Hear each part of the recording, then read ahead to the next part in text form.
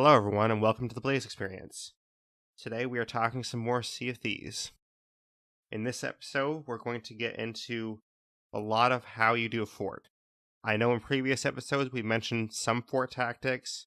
We talked about some of the skeletons in forts, but this episode is going to be a deep dive into forts. How are you going to attack a fort? What are some of the tactics you can use to attack a fort?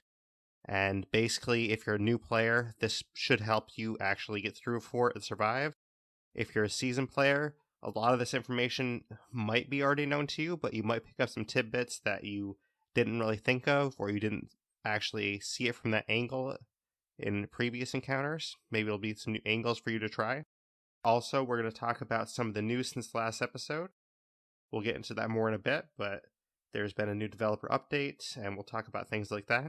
And our usual co-host, Drew, he could not make it today, so he will not be here today, but he will be here in a future episode, so Drew will be back. But today we do have a special guest. We have my friend Monty, who I met in a Discord. He also goes by Hanzomain. He considers himself a pretty good Sea of Thieves captain, and he's had a lot of experience with the game. So welcome to the show, Hanzo. Hello. How are you doing today? I am doing good, thank you. Yeah, all is going well. So what have you thought about Sea of Thieves? You like the game so far? I am personally really enjoying it. And sort of over the course of playing it, I've established a crew who I play with. We cause all sorts of shenanigans, sinking generally our own ship, but it's a great time going from island to island, sort of trying to get loot, doing things for the different alliances and everything, all the different groups. Definitely, and that's one of the things I love about Sea of Thieves is you can kind of build a crew that you enjoy playing with and just have some fun with them. I mean, you can just crew up with random players and you might meet some new people you really enjoy playing with, so there's always going to be someone that you can crew up with and just have a fun experience. Yeah, I mean, some of the best experiences are when you end up talking to opposite crews. Right. One thing I had the other day, which does link into skeleton forts. We were doing a skeleton fort, and then another galleon sided up alongside ours and tried to sink us, and we ended up saying, we made a truce with them and said that we'd leave if they just didn't sink us. Hey, that works. But it's moments like this, sort of the community, it can be quite fun. I like it. I agree, and kind of like you said, I mean, those encounters in-game with people that aren't in your crew, those can be very enjoyable sometimes. I mean, we won't get into this episode, but I know a lot of players have had negative PvP encounters or like negative encounters with other players, but there are some enjoyable ones too, where I just met some random guy on a sloop and he turned out to be a pretty cool guy and we kind of worked together. It's the moments like that make the game, in my opinion. Definitely. But we will touch on some of the news from the last episode. In my opinion, the biggest and best news that we've had, and the news that I'm overjoyed to tell everyone, the death tax is dead. There's going to be no death tax. Joe Neat himself tweeted out that they have listened to players. They've heard everyone saying how they don't like it pretty much, or they don't want it, and they have listened to us, and the death tax will not be coming to the game. It's completely gone. This is glorious news. I am so happy about this because there's situations where the death tax you just end up losing tons of money if you just get farmed. Like one person, this was one of my more negative experiences. We were all on a galleon and we decided we were going to commandeer someone's sloop. So we all went onto someone's sloop. We tried to be friends with them, but they tried to kill us.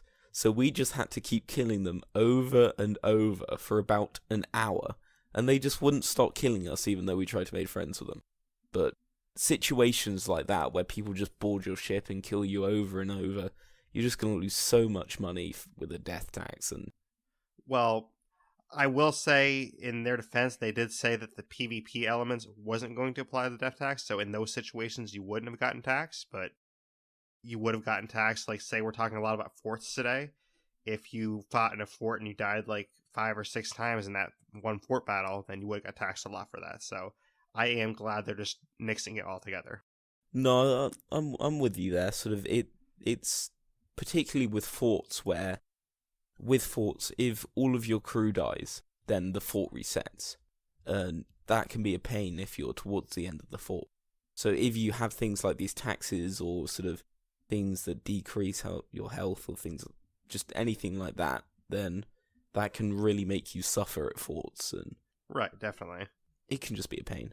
And it could even get to the point where, you're making much less money from forts, and you might even start losing money if it's a really unsuccessful fort.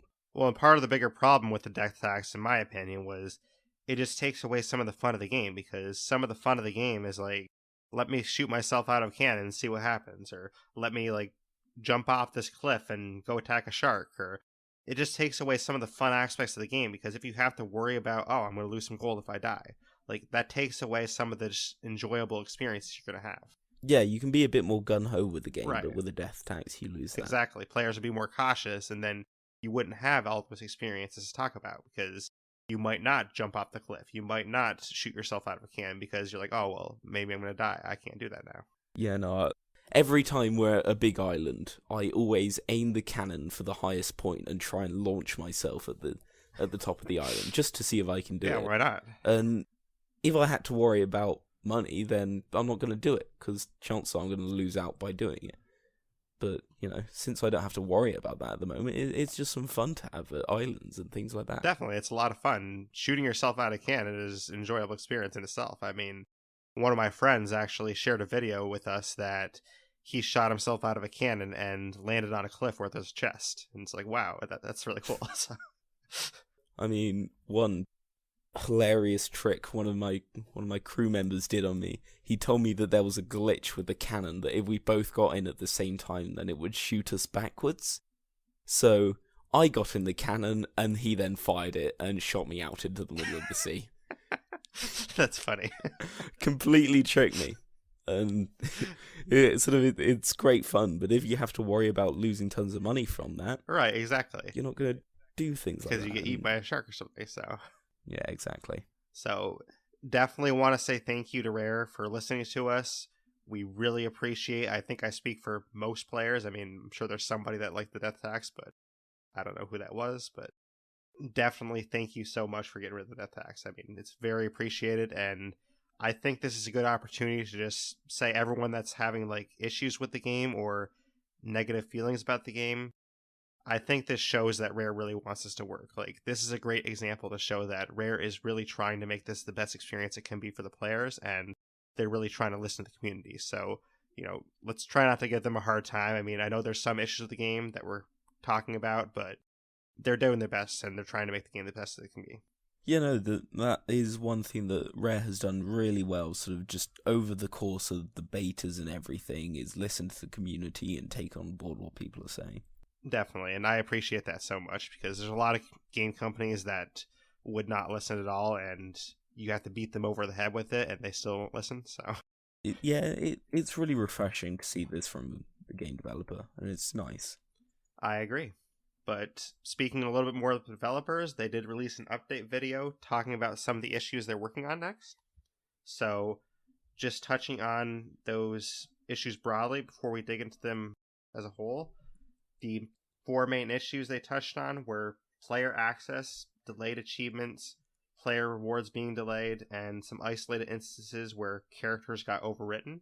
So have you experienced a lot more of these issues since the last patch? I mean, player access sort of with the release was a huge problem. Right. Sort of, there was tons of errors and you just couldn't get on half the time. Like, the first day of release, I didn't get on at all. Just, it was a pain. And sort of there was a couple more issues like that around the time. But recently, it's been less so of an issue, and that's, again, just really nice. It's fixing these problems that are present and sort of at the forefront of everything, and fixing these, it just makes the game easier to play and it removes a lot of the hassle from it, so you can just jump on and play some.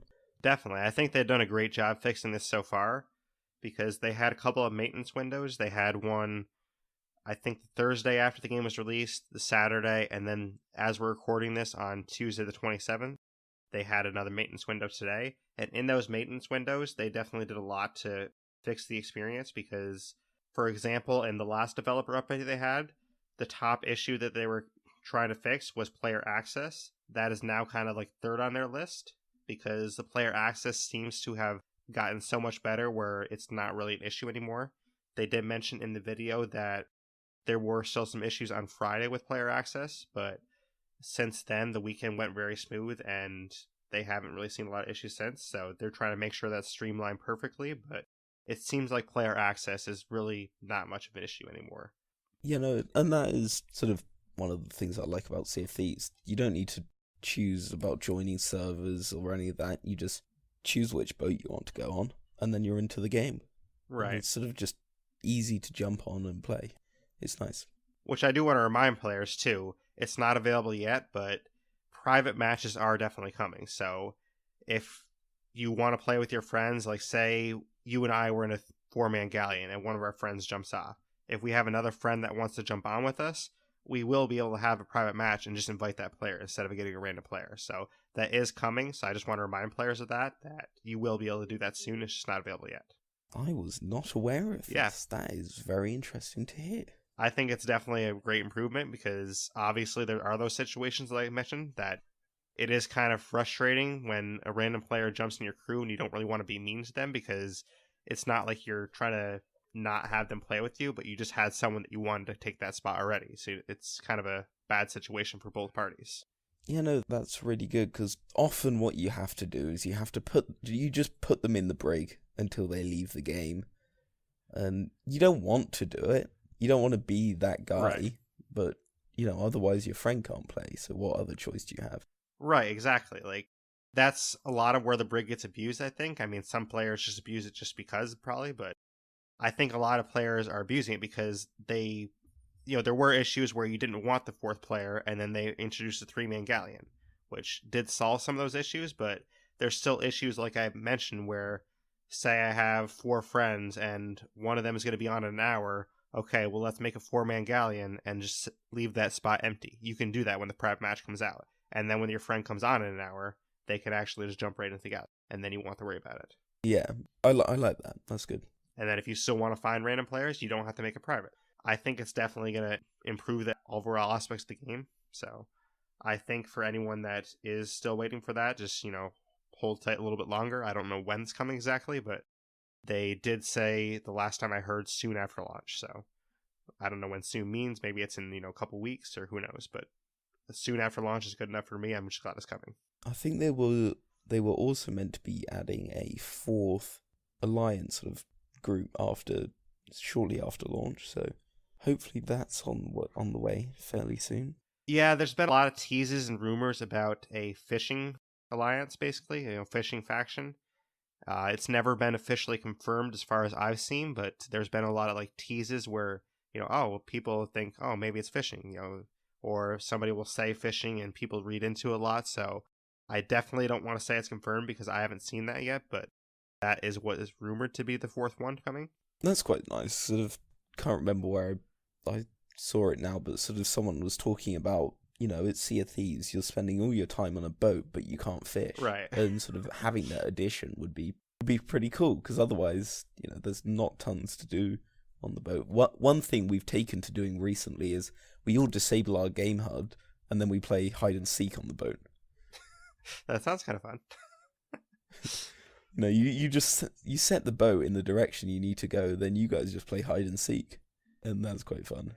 Well, if you're playing some hide and seek too, if you just go to sleep, you're just going to lay down, so people won't be able to see you as easy. So, well, it's easier on the galleon right, because by the cannons and in between the rope or the ladder right. and the balcony at the back, there's a couple of ledges, and if you manage to get onto one of those and sleep, then you can hide pretty well.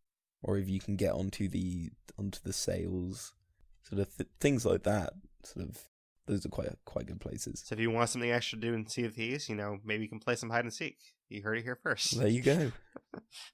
But yeah, just touching a little bit more on the possibility of a fishing alliance. I mean, I think it'd be really cool if they did do that. If they had some of the higher level stuff where you have to catch a sea snake or something, or you have to catch a shark. That'd be really cool if you had to catch sharks as part of the fishing thing. Yeah, well, I mean, obviously there's the Kraken in the game at the moment as right. sort of one main boss. sort of sea mythical creatures sort of thing. But one other really interesting thing that I think they could add is things like a giant shark or something like that. Because you see paintings of things like that all around on islands, but there's only like the normal sharks in the game. So if you added sort of something with that group, then you could have this sort of new boss worked in somehow. And I reckon that could be quite cool. Definitely. I mean, I think other bosses or things like the Kraken would be very cool. They just have to, I guess, balance it a little better because I've heard a lot of reports. I personally haven't faced the Kraken yet, unfortunately, but I've heard a lot of reports that he isn't that tough. So yeah, I'm yet to have a Kraken experience, but originally the Kraken was meant to be sort of something that you'll need a couple of ships to take down. I don't know how true that is. From what I've heard, it's very untrue. I mean, from what I've heard, it's like very easy to survive the Kraken. So it is kind of disappointing to hear that, but I am still going to be excited when the first time I face it, just because it's the Kraken. So yeah, no, I'm really looking forward to a Kraken experience. But just getting back into our topic of the developer update video a little bit, the main issue they're focusing on right now is player rewards being delayed. It is a lot more improved. This is kind of like when you turn in chests and things where your gold is delayed, where your reputation is delayed. It is improved a lot, but they're just trying to make that a little bit more streamlined because some players are still having issues, and if you turn a lot of stuff at once, then it does take a little while to show up. So they are focusing on that as their main issue. The secondary issue that they're focusing on is delayed achievements. They did shut this off again on the weekend.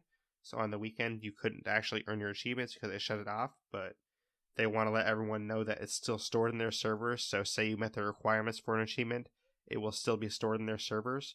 You just have to wait for it to show up. It is back on now as far as I believe, so you should be seeing that data roll in hopefully. And they tried to improve that. We already talked about player access, which is their third biggest issue. And then the fourth issue they're focusing on, they've heard some very isolated instances. It was only a couple of players apparently, but some players had their character details overwritten. So like if they had a scar, they might not have a scar anymore, or their hair color might have changed. They have made a fix for this in the future, so it doesn't happen anymore. But if it has happened to you, then they just want you to contact customer support and they'll help you sort it out. All right. You have any comments on any of those issues? Have you noticed a lot of them recently? I mean, I had a few problems with delays, but all I had to do at the time was go off the game and come back onto it, and it fixed it. But otherwise, I've found I haven't had too many issues. See, that is the one thing they say you shouldn't do, though. Just for anyone that wants to know, they say that you shouldn't log off the game because then you could have issues getting back in, and if you just stay on the game and keep playing, it will show up eventually. But I think that's a little bit less of a problem now because player access issue has gotten so minute that you should be able to log right back in. In hindsight, it was maybe more of a risky decision, but it worked. I know I did it myself before I heard about it, but then once I heard, I'm like, oh, well, I guess I can just keep trying to play. Yeah. But kind of related to that developer update video, they did talk about the client update as well. There was a new client update that happened today, as of this recording, 3/27, and this is a huge update you had to download.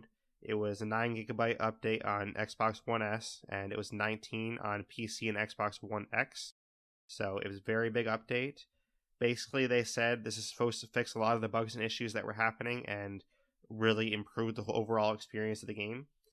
It was released during the maintenance window. That way, people could just hopefully download it before the maintenance window ended and not actually lose any playtime.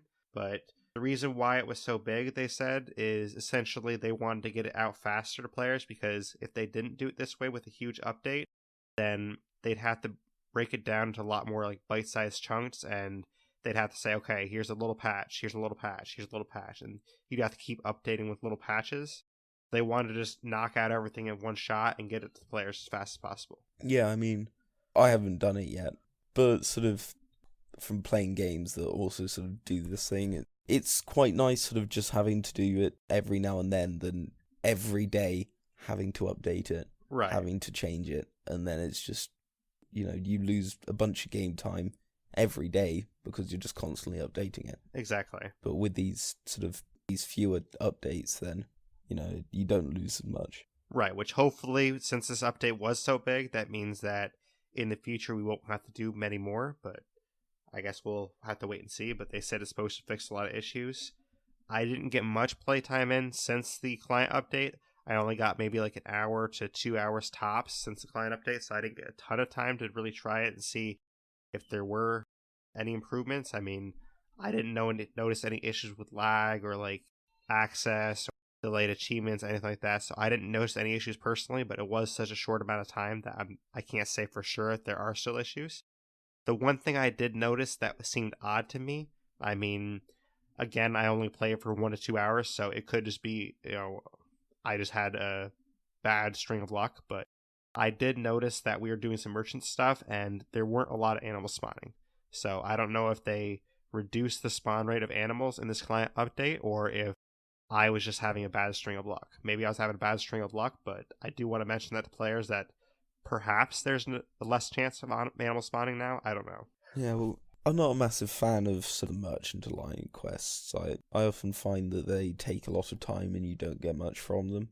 Yeah, for me, I'm definitely the opposite side of that. I mean, I love the merchant playstyle, but I think that's what's great about the game is people can have different playstyles and still enjoy the game. For me, it just Yeah, offers a lot of varied stuff to it because, like, with, say, when you get to the wooden crates, you can, you have to decide, okay, do I want to give all my wood away to do this quest or do I want to keep it? Do I want to fail this contract? Like, it does offer some interesting aspects to the game that you wouldn't have in the other factions, I think. yeah, no, it's sort of great that sort of, whilst it's a simple game, there's so many different options. Like, you can do PvP, you can focus on that and you can make a lot of gold. You can focus on PvE with skeleton forts and you can make bunch gold from that. Or sort of calmer, gentler voyages and focusing on those and you can still make tons of money. And all of them are viable ways to play the game and, they all have their different targets. Exactly, which I think is great about this game because you can play the game in multiple different ways. I mean, if you really wanted to, you could just never focus on the factions in PvP and level up just by PvP. I mean, it'd probably take you longer, I think, unless you're really good at it or really lucky and find a lot of players that have a lot of things, but it's definitely an option that you can take. But yeah, so that's a nice thing about the game. Definitely. But just getting into our major topic of this episode, we're going to talk about how to take down a fort. So I know a lot of players have probably taken down forts, but there's probably some new players that have been kind of intimidated by it. Maybe they tried a fort and they couldn't beat it, so they just gave up. We kind of want to give you some like step-by-step tips and like break it down all together. That way, next time if you do encounter a fort, you won't give up. You'll actually want to try it and take it down or something. And for any experienced players, a lot of this, like I said in the top of the episode, it might be stuff you already know, but maybe we'll say something that you didn't think of in a certain way before. Or maybe we'll have like a little tidbit that you can try out that might help you do it faster. But just getting into that, what are your overall thoughts on forts before we dive into how to do it? I mean, sort of one really, really, really important thing is stocking up. You Agreed. really need to stop off 1 or 2 islands, really, to stock up. You need sort of one tactic I use, which we'll go into more later. It needs tons of cannibals, so you'll be wanting like at least 100. So you want to go to quite a few islands, stock up as much as you can with that. You're going to want around 50 bananas. You're going to need some wooden planks for getting there as well. So your stocking up is a vital part of doing a skeleton fort. You can't just go there and expect to succeed. Definitely. I mean, the biggest one is probably bananas, because if you don't have enough bananas, you're just not going to survive, because bananas do spawn in the barrels on the fort, but if you don't have like any on your ship, then you're probably not going to last very long in the waves. Yeah, no, bananas are just sort of one of the essentials for skeleton forts. But just starting to get into the fort itself. So the first thing that's obviously going to happen is you're in the world somewhere. You're going to see the big skull cloud appear somewhere in the world. It'll be a big white cloud. It'll have green flashing eyes, and it'll indicate to everyone that's around that area, there's a skeleton fort here. Come raid me, basically. So once you make the decision that you are going to go for that, basically you're going to be approaching, whether you're in a galleon or a sloop, you'll be approaching, and you might see other ships there, you might not. Say you don't see other ships there, you know, that's great because you can just get right into the fort, but say you did see another ship there. Say you're in a galleon and you saw a sloop there, for example. What would be your approach? Well, I found that going into a skeleton fort, quite often sloops will run away if they see a galleon coming. But what we like to do is get our galleon in nice and close to the island. So if we can sidle up alongside the sloop, if we don't have to anchor, just get a couple of shots into it and sink it, or at least scare it off, then sort of that's the best. So you can then just sort of turn around to get in nice and close to the island to stop. Otherwise, even just ramming the sloop, sort of sometimes is just the best option. You don't need to waste cannonballs. You don't need to waste too many things. Generally, won't get too many holes if you can just ram them. They'll probably be on the island. Just stop them from repairing any holes. Right, definitely. And part of it too is you can always team up with the sloop too. I mean, depends on your playstyle a little bit. Some people don't ever like to do that, but what I like to try to do is when my usual crew approaches a fort, we basically just wait to see if they're going to fire on us first. If they don't fire on us, we'll at least entertain a conversation first and, see if they're like nice people at least, because we don't like to just assume that they're going to attack us. So we wait and see if they're going to attack us first. If they do attack us, okay, they're dead. Then we're going to sink them. But I mean, if they don't attack us first, we'll at least talk to them and, maybe we will work with them. Maybe we will actually split some of the treasure. Have you encountered some situations where you did work with sloops? I have before, but that's the entire reason I now sink them on site. Sort of every situation I've had where we've tried to work with people on a skeleton fort, they've just betrayed us. Because, it's upwards of 10, 12,000 gold that you can make from it. Sort of at least. So that's a lot of gold at stake. And you both know that you're going to betray each other at the end of this. So I just feel like you might as well deal with them now than when there's actually gold at stake. See, that's interesting, because I've actually had the opposite experience. I mean, every time I've teamed up with someone, no one's ever betrayed each other. So it's very interesting for me that you've had that experience. Yeah, no, I've had only negative experiences with teaming up with people on skeleton forts. So yeah, I've only had positive ones. I mean, I guess that's why I'm more apt to do it, because I've had positive experiences. So whilst I have had positive experiences outside of forts, like the other day, we were on a galleon and we managed to encounter 2 sloops in a galleon, all of whom fired upon us, but just through talking to their crew, we managed to get out of all of the fights without firing a single cannon, without losing any of our treasure or anything. So, it is there. You can do it. I've just not been so lucky with skeleton forts. Yeah, I mean, I've only had one instance where I guess you could say somebody betrayed us a little bit. Like, we worked with the sloop once where it was basically on one of those server maintenance windows where the server was about to shut down soon, and we basically decided, okay, well, no one's going to get any treasure if the server shuts down and no one's beaten this. So we decided, let's work with the sloop. Let's try to take it down together. At least we get something out of it instead of nothing. And right towards the end of that, when it was like 5 or 10 minutes left before the server shut down, basically the sloop decided to start firing on us, and we're like, well, what the hell? What is your problem? I mean, like, in a normal situation, it'd be, okay, they betrayed us, that's perfect play. But in this situation, I mean, the server's going to shut down in 10 minutes. So we were like baffled. We're like, why are you even doing this? This is going to serve no purpose for anyone. But they did do that. But then they kind of realized that after we were talking, and they started helping us again. Which use you go for? Sort of, do you attack them or do you try to work with them? Right, exactly. Which, like I said, my crew, we usually don't attack first, and we wait and see what happens, because the way I look at it, I mean, if somebody fires at me first, that one shot, that's going to tell me everything I need to know. So why make that first shot if you don't have to? That's kind of how I look at it. Yeah, that's completely fair enough. So if they make that one shot towards us, okay, that's an act of aggression.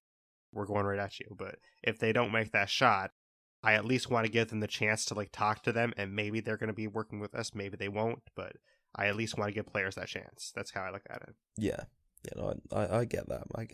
But the counterpoint to that, we talked about when you're going in a galleon and you see a sloop. What if you're going in a sloop and you see a galleon? How does that change things for you? Sort of a key thing you want to use is your maneuverability. So I recently had a situation where I was on a sloop and I was being chased by a galleon. And what I did was I went round, I hid behind a random skeleton fort. It wasn't the skeleton fort, it was just a random fort. I hid there, I anchor maneuvered, so I span round. I baited them round that sort of the left of the island, and I came back round from the right. I just went off on my way. I just completely duped them. So you'll be using your maneuverability a lot. If you can anchor yourself behind them, if you want to take them out, so they can't shoot you, but you can shoot them. You want to get into situations like that if you're looking to sink them, where you can shoot them, but they can't shoot you. They're obviously going to try and board you in these situations, so you might not want to anchor. Just sort of keep sort of spinning around them, if possible. But it's quite hard at that point. It depends if you're a 2-man or 1-man sloop. If you're a 1-man, you're really going to struggle. If you're a 2-man, then you can have one person on cannons and the other person can keep you moving. So it's not as bad at that point. Yeah, I think it definitely varies a lot depending whether you are a 1-man or 2-man sloop, like you said. I mean, if you're a 1-man sloop, what I would suggest is go in there with the intent on trying to get the galleon to work with you. Whether you want to betray them at the end, that's up to you in the long term, but if you at least go in as a 1-man and you try to work with the galleon, then you at least have that in to actually get into the fort without engaging them, because if you're engaging them, unless you're like a very experienced player and you're one of the better players, you're not going to fare very well versus a 4-person galleon by yourself. So if you're a 1-person sloop, I would say just go in with the intent of let me work with you. Whether you want to betray them after, that's up to you how you want to play that, but I'd say that's definitely the best way to approach the situation. As a 2-man sloop, I would say pick your battles, basically. Because, as you said, the sloop has more maneuverability, so if you aren't going to work with them and you're going to fight them, you can do that, but just pick your battles a little bit. Maybe circle around the island and go around the backside of them, or maybe try to prevent them boarding, obviously, because you said they're going to try and board you, which usually does occur in that situation. But you could try to do the same thing as the 1-man sloop and approach the situation as if you're going to work with them and then betray them afterwards. That is always an option for you. But definitely pick your battles in a 2-man sloop, because if you're outnumbered, then you want to pick situations where you're going to fare better. Maybe drive into situations where it's more shallow water, where you can get away faster to take a sharp turn where the galleon can't do that. Or maybe drive into an area where the galleon can't maneuver as well, and then you can go after the fort. Yeah, sloop versus galleon, it's tough, sort of fort-wise, because you're also going to likely have parts of the fort firing at you at some of these times, so you're going to be getting a lot of fire. But that's another situation where you can kind of pick your battles, too. Like, if the fort is firing at you as well, try and sandwich the galleon in between the fort and the skeletons. That way you're firing at them and the fort's firing on them, and they're getting fired on both sides. Yeah, absolutely. It goes both ways. So that is a situation where you can use that to your advantage. Basically, you always want to use your terrain to your advantage. And it is, obviously a lot of players don't like to do this, and I don't even like it myself, but it is definitely viable in some situations where you just, call it a loss and call it a day, because I've had situations where there's so many ships at the fort, like, there's 2 sloops and 2 galleons, like, including us. And that's just not going to happen. You can come out on top in that situation eventually, but basically the way I look at it is, like, the cost you're sinking into it. Say you're sinking 3 hours into this fort and you're facing, a galleon and 2 sloops. Say you actually did come out on top. Okay, that 3 hours you spent, you're going to get a lot of gold from that and everything, but is that 3 hours better spent somewhere else? Can you make that gold 3 hours somewhere else? Which you can. So, like, you have to kind of just think about the sunk cost, because say you didn't come out on top and you just spent 3 hours and it was a wasted effort where you got nothing.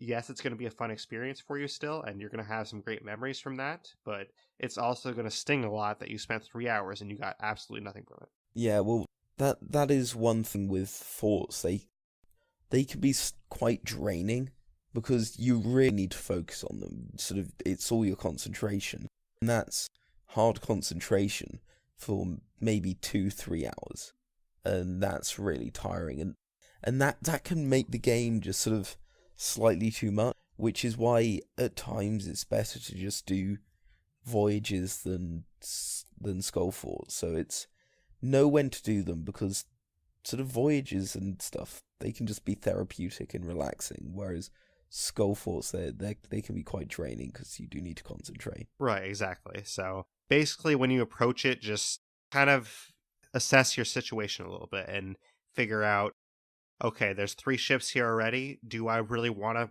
spend like the 3 hours or whatever it's going to take to actually come out on top of the situation? Or do I want to go do something else and definitely get something? Because, I mean, it depends on my mood personally. Sometimes I will want to disengage that battle, but there's other times where I want to make sure I'm going to get something out of it, and there's not always a guarantee where you're going to have 4 ships if you're going to get anything at all. So in some situations, you might want to just call it a day before you actually the fort, which I know doesn't sound very piratey and doesn't sound like, why would you ever want to do that? But there are situations where it is the smarter move to just, back off. Yeah. But let's say you actually have gotten to the fort, however you approach this situation, you're either working with a galleon or working with a sloop, you sunk them and they went away. However you went about it, you're actually at the fort now. So let's dig into how you're getting into the fort. The first thing you're going to see when you get into the fort is obviously the towers. They're going to fire on you. So the first thing you want to do, in my opinion, is take out those towers. That way you can pull your ship up close. Well, if you get your ship close enough, then the cannons can't fire on you either way. So it depends where you end up. Right, definitely. I'll go into it a bit now. What I like to do is what my crew do. We take our ship and we get it to somewhere where it can shoot onto the island. And someone will go onto the island, kite the skeletons to somewhere where you can shoot it, and we'll shoot them with the cannons. So, say if you had a 2-man, sort of, for getting into these situations, you can just ram the island, because it gets you into pretty good places near to the land. And, you just repair it all, then you don't have a problem. And, it's all fixed up, and then you're in a great place to shoot the skeletons. So it depends where you end up. If you're somewhere where the towers can still shoot at you, then absolutely those are going to be your number one priority to take out, because otherwise you simply can't do it. Right, yeah, definitely, like you're saying, it definitely depends where you're actually approaching from. If you're approaching from the side that there's no towers, then by all means you can just dock right there. But even in those situations where there's no towers in front of you, my crew and I, we tend to like to take out the towers anyways. That way we just don't have to worry about it, because usually what we'll do is, say we're on a 4-man galleon, what we'll do is we'll send 2 players overboard to take out 1 tower each. Then we know those towers are cleared, and then the last 2 players that are on the galleon, they can position the ship in the best possible situation. Because you mentioned kiting skeletons and using the cannons. Basically, we try to position the ship in the best possible spot where we can do that, like say it's the entrance or something. So if the 2 players go off the ship and take out the towers, we can position the ship anywhere we want and have that ready. Yeah, well, I know with sloops, with some of the islands, you can actually get the sloop into the island, which is like an amazing place for it. And obviously you're like out the way of all the towers there, and so it all just does come down to how you're gonna approach it. Sort of, you can go on the island and take out sort of all of the rounds, sort of in hand-to-hand combat. With the doorway to the tower, you can only get 1 skeleton past it at a time. So if you have jungle skeletons, which we'll be going more into the types in a second, if you have jungle skeletons, then you can just stand in the doorway and just take them out one by one, and Right. they can't do anything. And yeah, I think kind of like you touched on, though, I mean, it is definitely different with a sloop, because if you're a sloop and say you got into a situation where it's just you there and you're taking on the fort, I think it's even more important actually to have positioning of your ship, because if it's just a sloop, I mean, you're definitely going to want to use those cannons to do some kiting, because there's only 2 people at max, maybe even 1. I don't know about you, but I've only took down a fort 1 time with 2 people. Have you ever done it yet? I haven't, but my crew has. I wasn't there, so the other 2, they went off Right. and they managed to do a fort together. I'd imagine it would be incredibly difficult on your own. Yeah, I have heard stories of players doing it on their own, which definitely is possible, but you're going to have to block out a lot of time to do that. So, Good luck with that. Good luck. right, because even like my friend and I who took down the fort on a 2-man sloop, it took us a good hour and a half to 2 hours to do that because there's just two of us. So it does take a Yeah. while to do that if you're just 2-man sloop. But it definitely can be done as a 2-man or 1-man. But I would definitely say if you're approaching this as a 2-man or 1-man, positioning is everything because you really want to have that ship ready to fire its cannons on whatever waves you need, and you want to position that cannon perfectly because if you don't have the access to that cannon, say your ship is like on the backside of the island where no skeletons are really going to go, you're really up to just you and your friend and that's it. If you have the cannon at your side, it's kind of like having that third player basically. Even there's the cannon on the island, sort of, which is quite Right. good with, if you get the golden skeletons all coming towards you in the water, then if you have the cannon that's on looking in on the island angled right, then you can just kill them all with a cannonball. Just like a cannonball wipe the entire wave. Right. So basically, now that you've done this, you're ready to take on the fort and you've taken out the towers, you've done whatever you've done, you're actually in the meat of the fort now. So basically, at the meat of the fort, you're going to have different types of skeletons. You're going to start off with your normal, rinky-dink skeletons that are like really easy that you find on any island. That'll be like your initial experience with it, which pretty much anyone, even new players, can handle that very easily. But then you're going to kind of graduate as you go up, and it's going to be your blue bandana skeletons. I don't know if there's a technical name for them, but basically these guys, the blue bandanas, they're just kind of like, I guess, more of a experienced crew of skeletons essentially, and they're just a little bit tougher. They're not really any like special abilities about them or anything, but they're just a little tougher to beat, and they take a little longer to beat than a normal skeleton. You're going to graduate up to your gold skeletons. Your gold skeletons, basically how you take them down is you're going to splash water on them, which will slow them down and weaken them. But the best way to take them down is to lead them into the pond that's in the middle of the fort, if there is one. Some forts, I think, have one like on the side, so just leave them to the side or something, but lead them into the water. That will slow them down considerably, and then you can use gunpowder to kill them. Have you used these tactics on gold skeletons a lot? Absolutely, gold skeletons, in my opinion, are actually the easiest, I think. Sort of as I mentioned, you just get them into the lake in the middle of the Right. island, and then you just shoot them with the on-island cannon. And, that takes, like, no effort. You can just solo that. That, I would say, is the easiest part of the fort. See, personally, I wouldn't say it's the easiest one for me. I mean, I'd say you definitely make great points why it is easy, but for me, one of the ones I didn't mention yet is the jungle skeletons, or like the mossy ones, whatever you want to call them specifically. For me, that is easiest because for that one, your sword is very effective against them, which against the gold skeletons, definitely never use your sword against gold skeletons. It will pretty much do no damage to them. It'll take forever. So don't use that because they're pretty invulnerable to that. I assume you can kill them if you did it long enough. I haven't really tried it too much, but use gunpowder for them. But the jungle skeletons, for me, that's really easy because just a couple of swipes of your sword or a couple of sword lunges, and any jungle skeleton will die. The caveat to that, though, is they do heal in water. So if you actually let them get to the pond or something, they will start healing. If it's raining, they will heal. So definitely keep them inside, keep them away from the pond. But as long as you do that, I think they're very easy to beat. Apparently, the jungle ones also get stronger and quicker if they get in the water as well. Right, yeah. So that's what I was saying. Like, definitely keep them away from the water for sure. Yeah, that's just what makes them dangerous, in my opinion. Whereas the gold skeletons, they just don't have this problem at all if you just get them in the water with the cannon. But neither of them are too bad. Both of those ways are pretty easy. I mean, I guess the way I look at it, I see your point, but the way I look at it is with the gold ones, you're going to have to use gunpowder and you're going to have to go reload. You're going to have to go find cannonballs or use a gunpowder keg, things like that. The jungle ones, all you have to do is pull out your sword and it's basically done. You know what I mean? You don't have to actually use any resources at all. That's how I look at it. So your sword is not any resources you have to use. You just pull out your sword, end of the wave as soon as you start hacking away. So that's how I look at that. That's fair enough. I mean, everyone has their own play styles. But kind of like I said with those, just, kite them together. If you kite them together, you can take like one sword lunge. You can usually take out a couple at once, which is nice. But it's kind of the same thing with the gold skeletons. If you kite all of them together in one spot and you use a gunpowder keg on them, then you can basically take out the whole bunch in one shot, which that is one thing we didn't mention a whole lot of is we talked about when you first come into this, you want to make sure you're set up for success and you actually have bananas, cannonballs, things like that. Your gunpowder barrels, definitely use them wisely. I would say definitely place them strategically around the fort.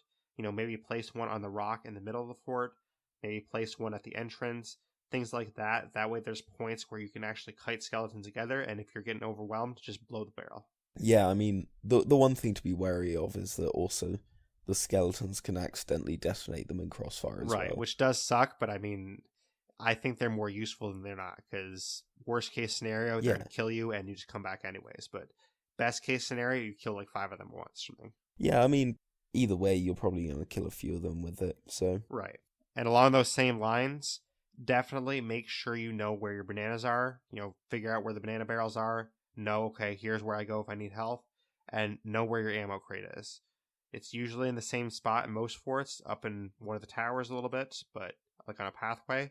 But definitely know where that is so you can go get more ammo. So kind of scout it out early on. That way you know where to go in later waves. Yeah, knowing where bananas are is just really important, because if you're kiting skeletons, or even if you just need to run away from them for a bit, knowing where to go to get bananas and where to heal or get ammo, sort of things like that, it's just really important for doing it. Right. But there's still one skeleton type we didn't touch on, which is without a doubt the toughest skeleton to face, these shadow skeletons. These are very hard. Basically, during the day, it's, not that bad, really. They're still, I say, fairly tough during the day because they don't have a certain, I guess, weakness too much, because they're weak to light, so they're already weakened a little bit, but you still have to hack away at them for a little while or use some gunpowder. But at night, they are a terror. And I would say at night, definitely make sure you're on your A game. Make sure you're working as a team if you have a teammate. If you're solo, that really sucks, but I mean, you can kind of kite them together. We had the misfortune of experiencing shadow skeletons in a night fort the other day. That sucks, yeah. Yeah, that didn't go well. The shadow skeletons are just the worst. I hate them. They're such a pain. This is like when cannons and your gunpowder barrels really become useful. If you can just take these out with those, so you don't have to worry about them, then that's really the best. But otherwise, they can really be tough. Right, which kind of plays into what I said about strategically placing your gunpowder. Like, I would definitely recommend saving some for the shadow skeletons, but yeah, like I said, they are weak to light, so if it's daytime, you don't have a ton to worry about, honestly. Like, a daytime skeleton, a daytime shadow skeleton, most crews can handle that pretty easily, but a nighttime one, what you can do is you can hold up your lantern, and that will burn their armor off. So what you could do is, say you're a 4-man crew, for example, you could have like 1 or 2 people hold up some lanterns while some other people hit them. Or even a 2-man crew, you could have one player do that while the other one attacks. So it does help, but I have found it doesn't last for very long, and it is kind of hard when you get overwhelmed. So it's definitely a great tactic to just honestly run and kite them together in a spot that's more advantageous for you. Don't let them overwhelm you in a territory that won't be good for you. Let them overwhelm you in a territory that is handpicked by you, basically. Yeah, sort of, you need to control where they're going. Right. Sort of, if you can control where they're going, rather than them sort of forcing you into positions where you don't want to be, then that's already half the fight. If you can just keep control of things, then it's not too bad. Right, definitely, because these guys have a lot more health. They're a lot faster, and especially at night with their armor and everything, they're just a terror to fight. So do not let them fight you like in a territory that you don't want to fight at. Don't just run up and start smacking them, because they'll all just come around you and you're basically dead in a couple seconds. Yeah. So just make sure you're fighting them in a situation that's best for you. It's okay to have a player be like the sacrifice player, like say somebody's just, leading them all together back to where the cannon is. That's perfectly fine as a strategy, but don't all of us be like, oh, let's run up together and just start smacking them in this, little kited area. Make sure it's actually a situation that's going to be good for you. Because otherwise that is not going to work, and you're all going to die, and it's going to reset the skeleton form. Right, exactly. So definitely make sure it's a situation that works for you. I mean, like you said, the cannons are very important with these guys, or gunpowder barrels. I would just definitely recommend, even if it's daytime, it's still a great idea to just run them back to the cannons and shoot them with the cannons, even if it's daytime, honestly. But that's basically it for the shadow skeletons. So when you get through all these waves, there's going to be a lot of these waves. They're going to have, you'll have your normal skeletons first, like we said, then some blue banana ones.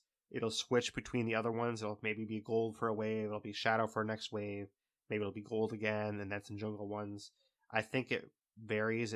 I think it's randomized per wave, but once you get through all these waves and you get to the last wave, the skeleton captain will show up, and it's the captain because it shows a big red marker over their head and will say their name. Captain, honestly, the shadow skeletons are going to be a lot harder than the captain will be, in my opinion. Basically, the captain is just a lot more health. They're usually hit a little bit harder, so they'll deal more damage to you. And in some cases, they're faster. Not all of them are faster, I would say, but some cases they are a lot faster. But basically, the big thing to keep in mind when the captain comes up, if you kill the captain, the rest of the skeletons in that wave just instantly die. So, say 10 skeletons spawn with the captain. If you kill the captain by itself, the rest of the 10 will just die. So, go right for the captain when that comes up. Yeah, and again, it's one of the situations where cannons and everything come into play, because if you can cannonball the skeleton captain, then that's going to be there's going to be 2 or 3 direct hit cannonballs, and then he's dead. And that's much easier than having to engage him in sort of combat. He can really do a lot of damage and really hurt you. Right, definitely. And another key, it should be kind of self-explanatory, but if you are in a team, obviously if you're a solo player, you have to just basically work on kiting the skeletons every time. Use your cannon, kite the skeletons, use your cannon, basically. But if you are in a team, whether it's 2-man or 4-man teams, definitely work together. I mean, say all 4 of you were just hacking away at the skeleton captain together with your sword, he's going to die pretty fast. So just work as a team, stay together, and have a plan, basically. I mean, whether your plan is to have one player, snipe from up top, or whether your plan is to have all 4 of you on the ground, both situations honestly will work. Just use whatever works best for your crew, but definitely work together in whatever you're doing. Yeah, that is, again, sort of half the battle. If you guys can just organise things, then sort of you've got it in the bag. If everything's unorganised, then it's going to make everything a lot harder than it needs to be. Right, agreed. Which, that is a situation where I think it's pretty tough for a crew that is all, say, 4 random people just joined up together. I think it is tougher for a crew like that to take out a skeleton fort, because you might not have the same communication you have with players you joined up beforehand. So if it is possible for you, I would recommend doing a fort with players you already know and players that already know the game a little bit. But it's not that a new player can't do a skeleton fort, just if they don't know what they're doing and they're not communicating, it's kind of a double whammy. If they're at least new and they are communicating, you can kind of work them through it and have them help you. But communication is definitely key with the skeleton forts. So if there's no communication, honestly, it's going to be very hard for you to beat the fort. Yeah. But basically, you did all that, and the skeleton captain's dead. Now you have the key. It'll drop a little key. Essentially, you just go underneath where the main deck of the fort is, and that's where the vault is. You're going to put that key to the vault. It's going to open the vault, and you're going to have a ton of treasure there. So when you enter the treasure vault, there's going to be a lot of different things there. There'll be a lot of little goblets and cups that are worth some money. There's going to be some different things from Merchants Alliance, like crates of tea, crates of salt. There'll be things for the Order of Souls, like some skeleton skulls, things like that. And there's obviously going to be chests, maybe some Seafarer chests, the Stronghold chests, things like that. Basically, your goal here when you first enter it is get the most expensive stuff first. So the most expensive things that you can get are the Stronghold skull, the Stronghold chest, and for the Merchants Alliance, it's not the same amount of money, but it's fairly close. I've found the exotic spices is worth the most. So those are the ones you want to focus on, I've found. Have you found the same thing? I haven't found the Stronghold skull yet, but definitely the Stronghold chest, that's going to be one thing you want to get off quickly. Sort of any expensive chests like that. If there's a chest of 1,000 grog, which I got for the first time the other day, Interesting. I then haven't seen that one in there. well, what it is when you pick it up, you get the drunk effect. Oh, yeah, no, I So know what it is. I just haven't seen it before, is what I'm saying. well, you probably want to take that one last, if anything, because sort of that's going to take longer to get over. Right. So in the time that you could get that over, you could maybe get over 2 goblets or something, which could be worth almost as much each. If it's sort of something like that, then take it later on. As far as I know, it's only the chest of 1,000 grogs that is like that. So sort of only in that situation would you do it, maybe later on. But otherwise, yeah, you're going to want to focus the expensive things first. Expensive skulls, expensive chests, all that sort of things. Right, and if you're new at the game, you're probably not going to know what's most expensive, and that's fine. Just ask somebody on your crew, and hopefully they know what's more expensive, and they can kind of point you, okay, grab this first, grab these things last. Because, like you said, you definitely want to focus on the most expensive things first. I mean, the Stronghold chest, I don't remember the exact amount, but I think it's around like 2,500. The Stronghold skull is about 2,000 something as well. The exotic spices is the highest one I found for Merchants Alliance. That one I found to be about like 1,500, so it's a little bit less, but it's still sort of comparable. So those are the ones I would say focus on first, and then just kind of work your way down. Probably the lowest tier stuff that you want to focus on is like all the little goblets and cups. Those little goblets and cups, they're really not worth that much, so I would focus on those last. Well, the little goblets can be worth quite a bit. I would say do those before any Seafarer's chests. That is true, yeah, that's a good point. One time I got, it was sort of like a jewel-encrusted goblet or something like that, and it was worth 1,000. So they can be worth quite a bit. But even if you don't know exactly how much each individual one is worth, you can often tell just by looking at them. Sort of the fancier they look, the more they're worth. Right, yeah. I guess when I was saying in my mind, I was thinking about the ones that are like, it's just a silver cup is all it looks like. Like yeah. the ones that look like they have like, oh wow, this has all these jewels on it. That one is going to be worth more and you want to get that to your ship faster. But if it's like, I was kind of thinking more along the lines like the little, oh, it's just a silver cup. That's all it is. Like that's the one you kind of leave for last, because just a silver cup is probably not going to be worth that much. Yeah, that's fair enough. But also, when you get into this vault and you have all that treasure there, you kind of have to assess your situation too. Because maybe you fought off a ship when you first got here and they waited to come back until the skull was dead and they want to steal the treasure from you. Or maybe you're actually working with someone and they might want to steal the treasure now as well. So assess the situation you're in. In some situations, you're going to have all the time in the world. You can grab everything, take it back to the outpost, cash it all in. It's all yours. But in other situations, you might have to grab a couple items and go, depending on like, oh, there's 3 ships coming. Let's just grab a couple expensive things, go to the outpost, and we cash in the best stuff. So it depends on the situation. You definitely want to assess who is coming to the area, who is already at the area, or who might come back to the area. So you want to try and be fast about it, but also be smart about it. Yeah, absolutely. I mean, especially if you see sort of people coming your way, if they're on a galleon and you're on a sloop, sloops have a hard time getting away from galleons, as galleons are generally faster than sloops. So sort of you're going to want to give yourself as much a head start as possible. A good thing for doing to get all the treasure is if you have a bit of a chain. So if you had one person getting things from out of the vault to one side of the pond, one person from one side of the pond to the other, one person from one side of the pond to the ship. And if you do that, then you can really quickly get loot on and off of your island. And the same goes for trading it in as well. Then you can just really quickly get all of your loot in. And that's good if you're being chased or people are about to chase you. Right, definitely. I mean, like you said, I think a chain is the best way to go about this. Usually what we do is, if it's a 4-man galleon, we'd have one person grab all the stuff out of the vault and put it right next to the vault.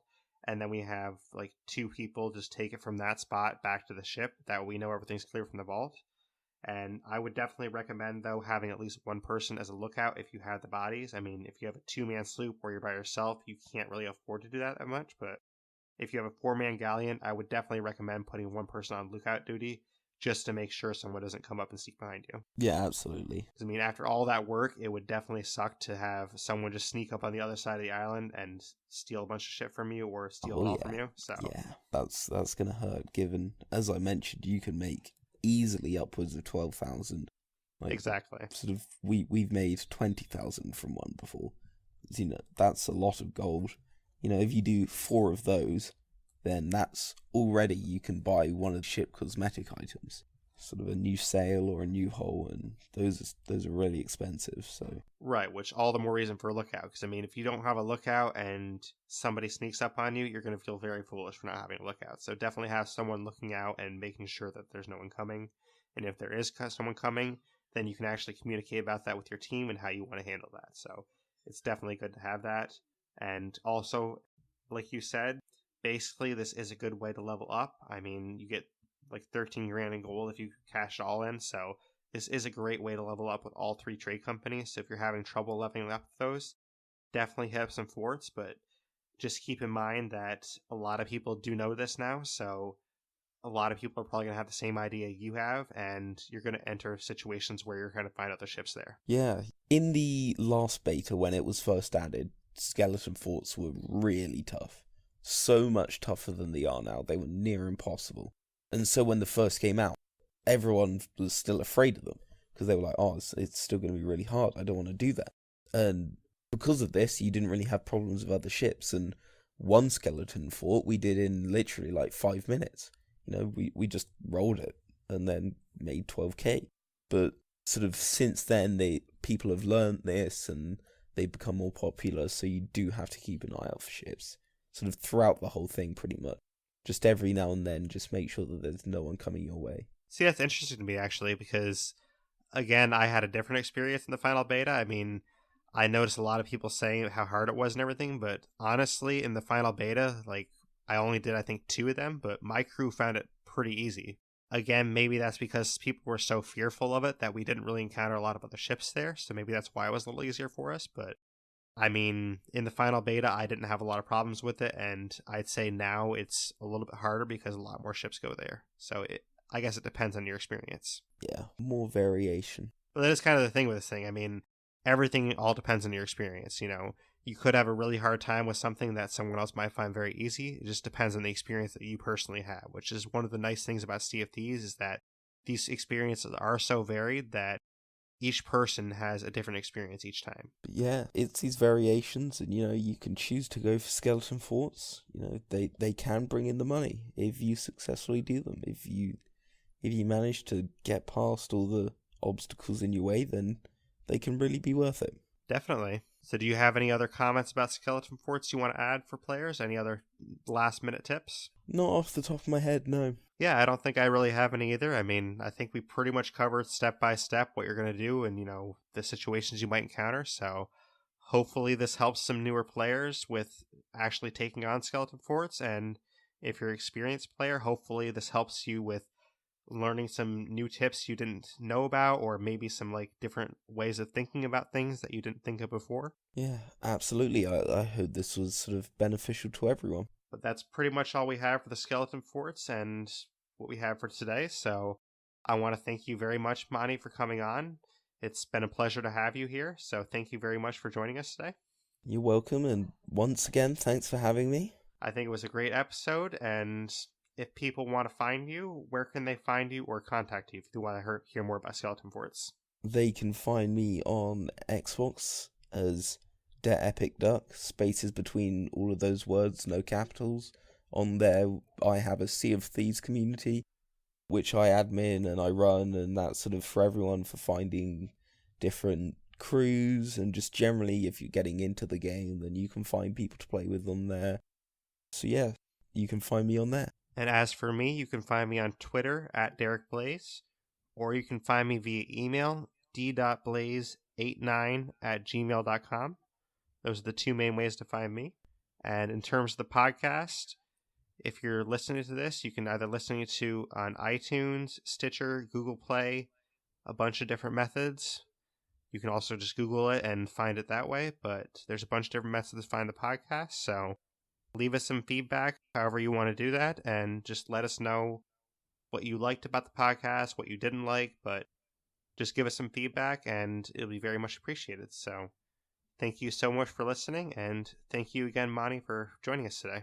We'll see you next time. Thank you.